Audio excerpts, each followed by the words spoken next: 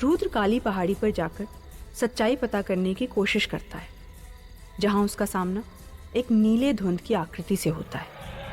दूसरी ओर मठ में मोहना पर काले धुंध ने हमला कर दिया। क्या रुद्र इस काले और नीले धुंध के रहस्य का पता लगा पाएगा? जानने के लिए सुनी आगे की कहानी। मोहना!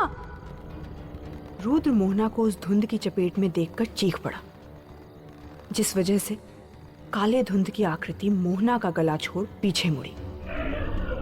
मोहना धुंध की चपेट से आजाद होते ही असहाय नीचे जमीन पर आ गिरी। साक्षी उसकी मदद के लिए भागी। धुंध का पूरा ध्यान जैसे रुद्र की आवाज ने खींच लिया था। फिर उसमें से कानों को चीर देने वाली आवाज आई। तू काली पहाड़ी से बच के कैसे आ गया? छोड़ दिया उसने तुझे? रुद्र समझ गया कि इस काले धुंध का रिश्ता कहीं ना कहीं भैरवा की काली पहाड़ी से जुड़ा है। रुद्र ने गुस्से से उस धुंध को घूरते हुए ललकारा। किसने भेजा है तुझे यहां? मोहना पर हमला क्यों किया? ये सुनते ही उस काली धुंध के अंदर से एक अट्टहास सुनाई दी। ये कहते ही उस काली आकृति ने रुद्र की गर्दन को अपने धुएं से बने पंजों से जकड़कर हवा में उठा ली। अपने सामने इस मंजर को देख मठ के अंदर खड़े हर एक इंसान की आंखों में जैसे खौफ दौड़ गया। देवीपुर मठ के बाहर एक बार फिर कौओं की चीत्कार से कोहराम मच गया। काले धुंध की उस आकृति की खून सी लाल आंखों में रुद्र को अपना काल दिख रहा था। उसकी सांसें कमजोर पड़ने लगी। माथे से पसीने की बूंदें टप टप करके गिर रही थी। काले धुंध की आकृति बोली। धुंध ने रुद्र की गर्दन पर अपनी जकड़ और मजबूत कर दी। वहां खड़ी मोहना, साक्षी और सभी लड़कियां बहुत डर चुके थे। सिद्धार्थ ने इस दौरान लगातार कई मंत्र जाप किए, पर उसके सामने खड़ी जो शक्ति थी वो हिली तक नहीं। साक्षी ने डरते हुए बुदबुदाया, भैया जल्दी ही रुद्र को बचाने का कोई उपाय निकालो, वरना ये काली शक्ति उसकी जान लेकर रहेगी। सिद्धार्थ ने रुद्र की तरफ देखा। उसकी आंखें धीरे धीरे बंद हो रही थी। हार कर सिद्धार्थ बोला, इस वक्त रुद्र की रक्षा खुद रुद्र ही कर सकता है। यहीं रुद्र उस काले धुंध की चपेट में अपनी टूटती सांसों के बीच आंखें बंद किए ध्यान करने की कोशिश कर रहा था। फिर किसी तरह मंत्र बुदबुदाया, ओम मृत्युंजय महारुद्राय त्राहि माम शरणागतम। अचानक रुद्र के शरीर से एक तेज ऊर्जा निकली और देखते ही देखते उस काली शक्ति की पकड़ रुद्र पर कमजोर पड़ गई। एक भयानक चीख के साथ वो काली शक्ति कमरे की खिड़की से बाहर निकल गई। तुरंत ही कौओं का शोर भी एकदम बंद हो गया।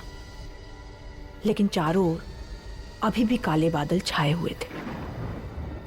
रुद्र ने तुरंत उठकर खिड़की के बाहर देखा तो आसमान में उन बादलों के बीच उसे एक विचित्र और डरावना चेहरा नजर आया, जो कि एक चीत्कार के बाद पल में ही शांत हो गया।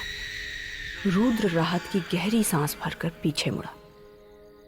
कमरे में सभी लोग इस घटना से डर के मारे हिले हुए थे। उनकी आंखों में जहां रुद्र के लिए चिंता थी, वहीं कई सवाल भी। रुद्र ने मोहना की तरफ देखा और पूछा, तुम ठीक हो? मोहना अब भी उस डर से बाहर नहीं आ पाई थी। उसके मुंह से आवाज नहीं निकल पा रही थी। जवाब में बस हां में सर हिला दिया। रुद्र ने साक्षी और सिद्धार्थ से कहा, मोहना थोड़ा ठीक महसूस करे तो उसे लेकर जरा बाहर आओ। रुद्र बाहर आया और आसमान की ओर देखकर सोच में पड़ गया।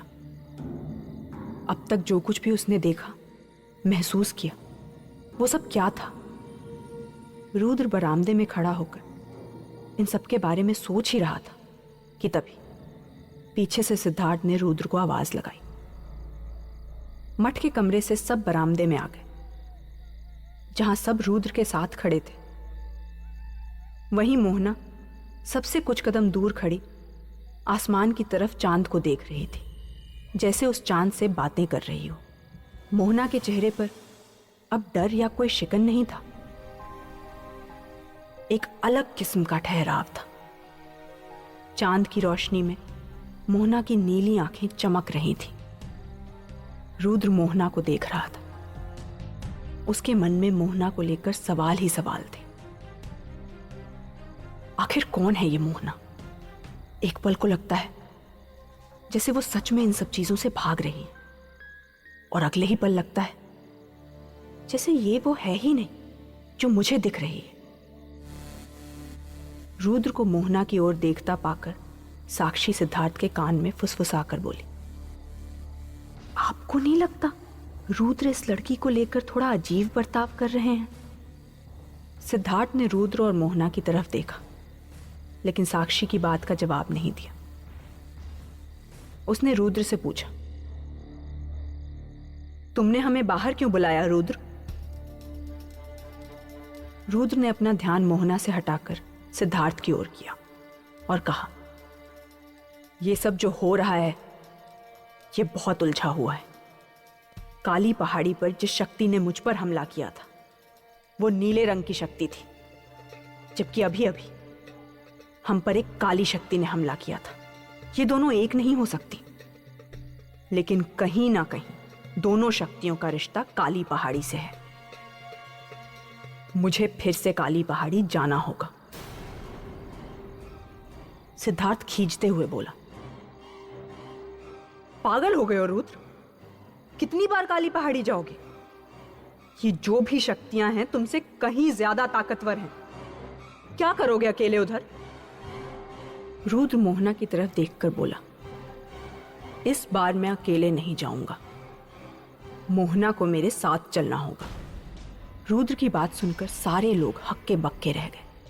जिस लड़की पर अभी अभी हमला हुआ है उसे दोबारा काली पहाड़ी पर ले जाना क्या सही होगा? आखिर क्यों रुद्र दोबारा मोहना और अपनी जान खतरे में डालकर काली पहाड़ी वापस जाना चाहता है? और क्या राज है काली और नीली धुंध का? आगे की कहानी जानने के लिए सुनिए।